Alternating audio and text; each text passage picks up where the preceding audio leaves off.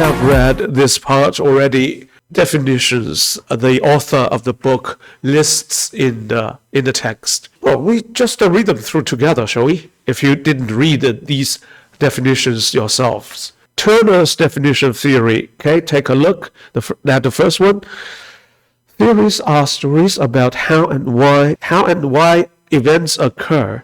Scientific theories begin with the assumption that universe, including the social universe, created by acting human beings, reveal certain basic and fundamental properties and processes that explain the ebbs and the flow of events in specific processes. Second definition, theories are sets of statements asserting relationships among classes of variables. Thirdly, a theory consists of a set of interrelated propositions and stipulate relationships among theoretical constructs and amount of the mechanisms that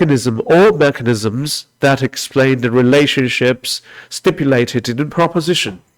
Explanations, predictions for the fourth definition, explanations and predictions of social phenomena relating to the subject of interest to some other phenomena.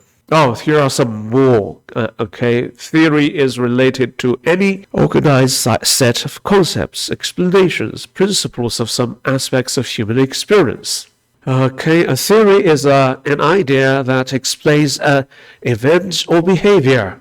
It brings clarity to an otherwise jumbled situation. It draws order out of chaos. It synthesizes the data, focuses our attention on what's crucial, and helps us ignore that which makes little difference. So on and so forth. I won't keep on reading these. These are all very good, very general, very convenient snippets of definitions of theories. Help yourself to reading some more in the textbook.